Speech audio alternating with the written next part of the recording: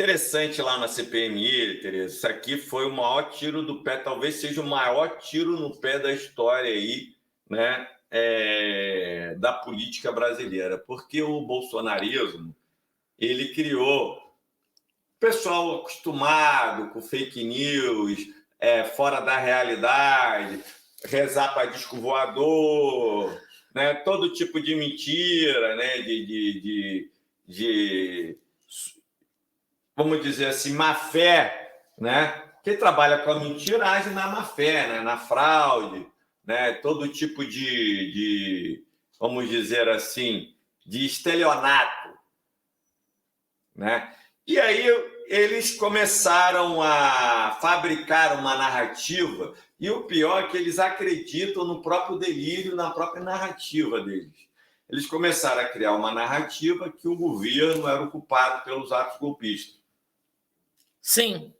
Que o governo tinha se omitido propositalmente para que aquilo acontecesse e depois eles recrudescessem o sistema e punisse de maneira arbitrária o Bolsonaro e os demais bolsonaristas. E eles acreditaram nesse delírio. E aí começaram a puxar a CPMI dos atos golpistas para responsabilizar o governo, que todo mundo sabe que é a vítima, né? Porque eles não aceitavam, né, o resultado eleitoral. Desde que assumiu, Tereza, a presidência da República em 2019, Bolsonaro conclama um discurso de um autogolpe, né? De ataque ao Supremo Tribunal Federal, ataque, né, ao que é a Corte Constitucional Brasileira, ataque ao sistema eleitoral brasileiro. Né? Ele já começou, Tereza, assumiu, depois de ter violado uma série de regras do nosso direito eleitoral, como disparo em massa do WhatsApp. Vamos recapitular aqui para o nosso público. Nas eleições de 2018, disparo em massa do WhatsApp, né? Abuso do poder econômico, apologia ao crime, incitação ao crime, né? Quando ele chegou lá, vamos metralhar a petralhada aqui do Acre. O que é metralhar, Tereza? Matar. Matar, né? Matar. E homicídio é o quê? Crime. Então ele fez apologia ao crime. Ele fez apologia ao crime. É isso aí, você está correto. Ele fez apologia ao crime claro e velado. Eu não sei, é isso que eu estou... Assim, se a gente fizemos essa conversa, como que essa população brasileira foi induzida a esse cenário, entendeu? A população não questionou nada, se idolatrou, ficou idolatrada. É lógico que a gente tinha as igrejas servindo. Eu acho que tem que... Isso não foi uma coisa aqui no Brasil inventada aqui, né? Você já falou isso várias vezes, né? Não foi criado aqui o golpe, a estrutura política de Bolsonaro, né? Isso foi tudo pensado a nível internacional. Estados Unidos, não é o Joe Biden nem estava lá, né? Mas a família Trump lá, a política do Trump, né? E o Bolsonaro só lia a cartilha, né? Ele lia uma cartilha, lia as regras. Segue assim, assim, assim. Agora você vai falar isso, você vai metralhar os petistas. E isso causou... Ontem eu falei isso numa plenária do PT, isso causou um medo em nós. Por quê? Causou um ódio de ser quem era ser petista, quem é petista.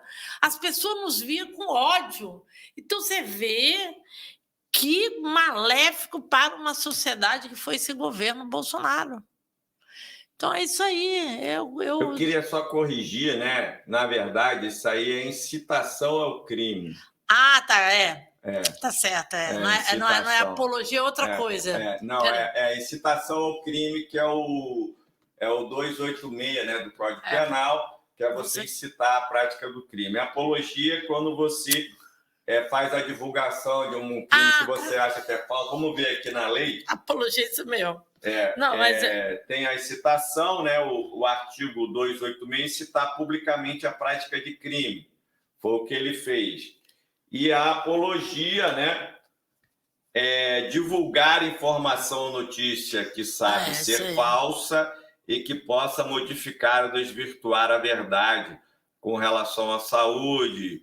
Esse é o A, né? O A. Vamos ver o 267 aí do Código Penal, que é a divulgar informação.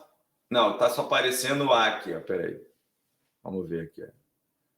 Fazer publicamente apologia de fato criminoso ou de autor de crime. Entendeu? É tipo assim, uma pessoa cometeu um estupro. Eu falo referência àquilo ali como algo positivo. Como é maravilhoso. Sim.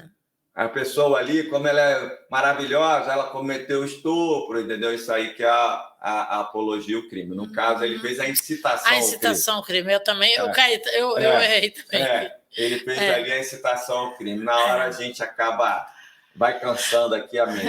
Então, ele fez essa incitação ao crime, né? E aí ocorreu uma série de episódios de violência, de barbárie, né, Tereza? Foi o Moa do Catendê, foi morto lá na Bahia, várias pessoas agredidas, as pessoas tinham medo de usar o botão do PT, a blusa do PT, muitas pessoas tinham medo de votar com a blusa vermelha. Então, houve o que ali, claramente, uma série de infrações. Ele mentiu, né?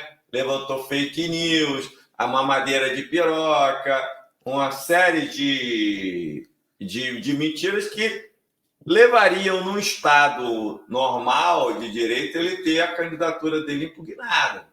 Eu entrei com um pedido de impugnação da candidatura dele, que foi arquivado.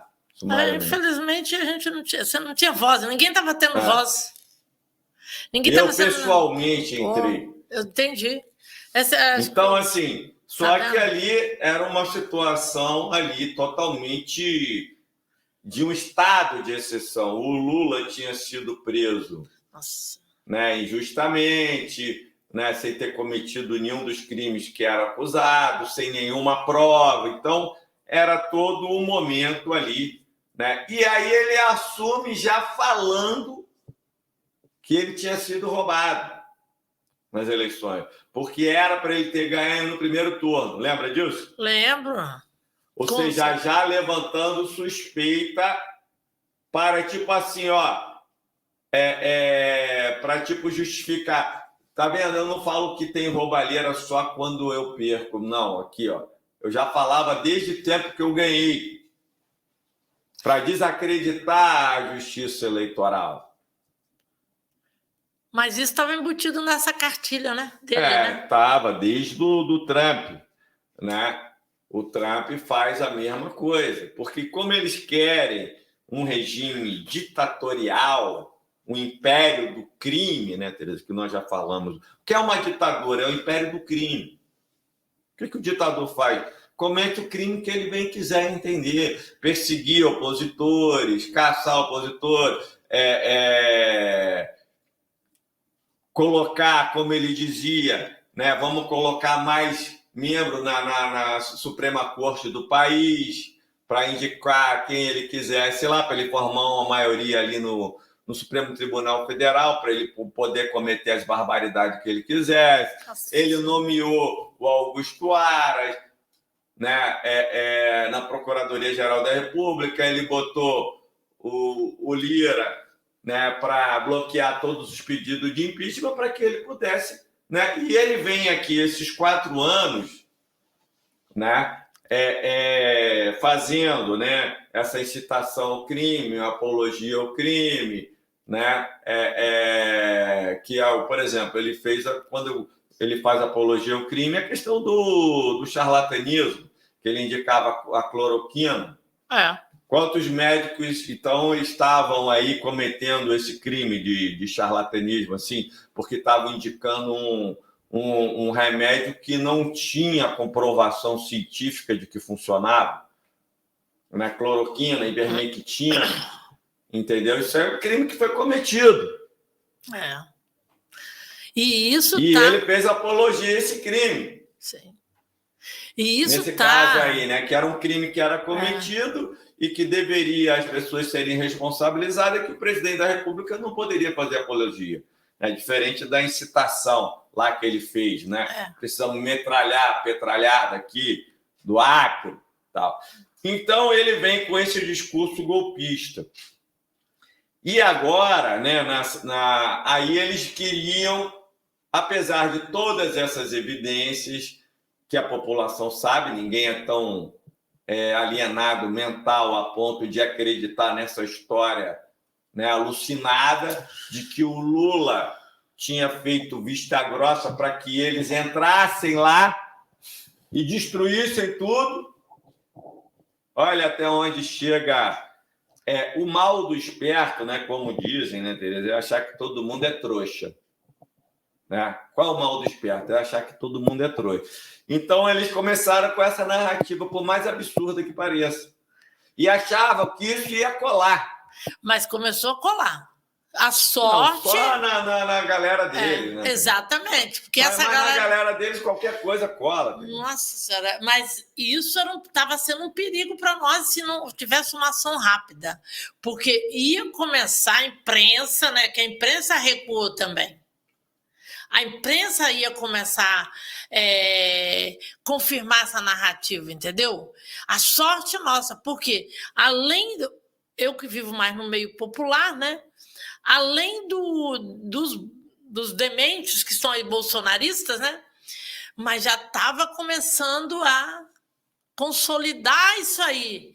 E aí essa CPMI ajudou a gente até a desvendar essas mentiras. Eles começam com essa ameaça que botar a CPMI para apurar isso, aquilo outro. E agora o campo democrático é a maioria nessa CPMI. E eles estão tomando na cabeça lá, porque está sendo feita uma série de descobertas, como nós vamos falar aqui, no próprio celular lá do Mauricídio, todo o roteiro do golpe. Então, eu vou passar aqui em detalhes, para a gente comentar. As votações de requerimento à Comissão Parlamentar Mista de Inquérito, CPMI, do 8 de janeiro, marcaram a vitória do campo democrático contra o campo golpista. Né? O colegiado aprovou a convocação para depoimento de integrantes do governo bolsonarista e o acesso a dados extraídos pela Polícia Federal do celular do ex-chefe do Executivo, do próprio Bolsonaro. Tem questões lá, entendeu? A série de derrota do campo dos golpistas, que também podemos chamar de bolsonarista, também chamados de oposição, na verdade, aqui não é oposição ao governo, é oposição ao país. Né?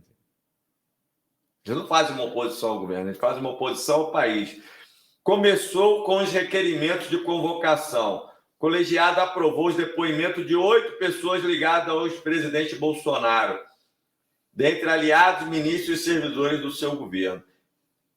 São eles: Anderson Torres, ex-ministro da Justiça, convocado para depor; Walter Braga Neto, ex-ministro da Defesa, que foi candidato a vice-presidente na chapa de Bolsonaro; Augusto Heleno, ex-ministro do GSI; Mauro Cid, ex-ajudante de ordem de Bolsonaro; Ailton Barro, aliado àquele que também tinha era declarado morto e a mulher recebia a pensão, a viúva, a suposta viúva. Não ficou sabendo dessa, não? Não, fiquei. Você já até falou isso aqui, né? O coronel Elcio Franco, número 2 na gestão de Eduardo Pazuello no Ministério da Saúde; Silvinei Vasquez, que é o ex-diretor da Polícia Rodoviária Federal, que tramou o golpe lá para interditar as estradas para os eleitores de Lula não irem votar; e o Wellington Macedo de Souza, ex-assessor do Ministério da Mulher. Então, essa galera toda aqui convocada para depor lá na CPMI do golpe. A segunda derrota dos aliados de Bolsonaro foi a aprovação dos requerimentos do senador Rogério Carvalho, PT Sergipe, que solicitava o compartilhamento pela Polícia Federal de informações e dados extraídos dos celulares de Bolsonaro, Mauro Cid, Ailton Barros. Durante a investigação da PF foram descobertas mensagens de Mauro Cid e Ailton Barros sobre a aplicação do golpe.